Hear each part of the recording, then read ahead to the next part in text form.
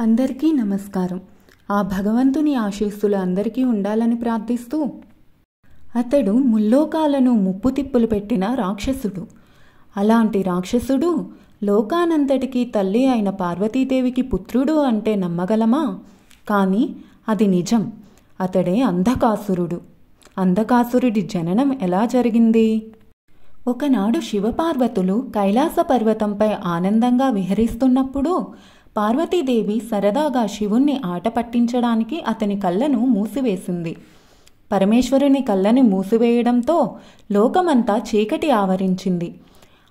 అప్పుడు పార్వతీదేవి చేతులపై వచ్చిన స్వేదం వలన ఒక బాలుడు జన్మించాడు.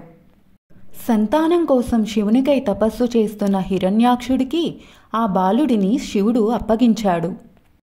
పుట్టుకతోనే అంధుడు కావడం వలన అంధకుడు అనే పేరు వచ్చింది.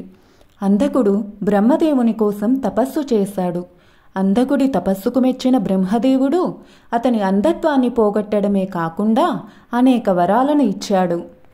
వరాలు పొందిన తర్వాత అంధకుడు ముల్లోకాలను పట్టి పీడించడం మొదలుపెట్టాడు. ఒకనాడు అంధకుడు కైలాసంపై ఉన్న పార్వతీదేవిని చూసి మోహించాడు. తనకు పార్వతిని అప్పగించమని, లేదంటే యుద్ధంలో తనతో తలపడమని శివుడికి చెప్పాడు.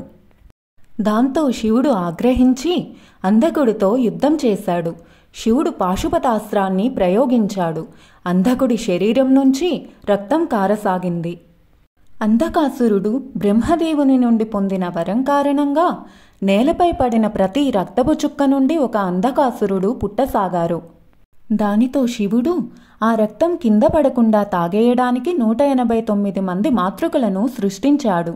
ఆ మాతృకులు రక్తం తాగి తృప్తి చెంది కాసేపు ఆగారు. ఈలోగా మరికొంతమంది అంధకాసురులు పుట్టసాగారు. దీనితో శివుడు శ్రీ మహావిష్ణువును సహాయం కోరాడు. దీంతో విష్ణువు శుష్కరేవతి అనే శక్తిని సృష్టించాడు. ఆ శక్తి అంధకాసురుని శరీరంలో రక్తపు చుక్కైనా లేకుండా పీల్చేసింది. దానితో అంధకాసురులు పుట్టడం ఆగింది. మిగిలిన అంధకాసురులను శివుడు సంహరించాడు. అంధకాసురుడిని తన త్రిశూలంతో పొడిచాడు.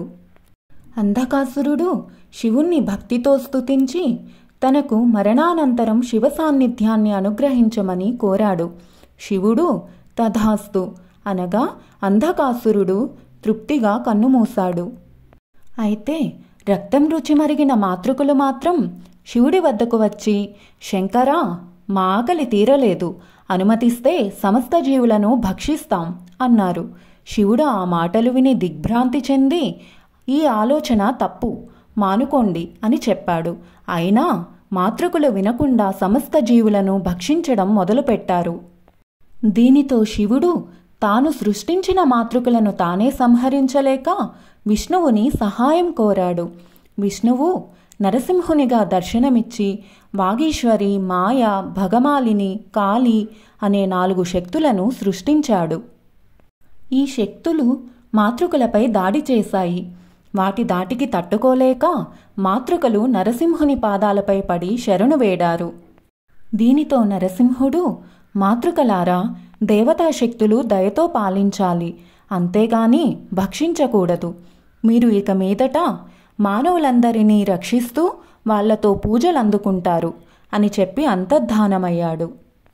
మీకు ఈ వీడియో నచ్చినట్లయితే లైక్ చేయండి, షేర్ చేయండి, అలాగే నా ఛానల్ని సబ్స్క్రైబ్ చేసుకోండి ప్లీజ్. Thank you.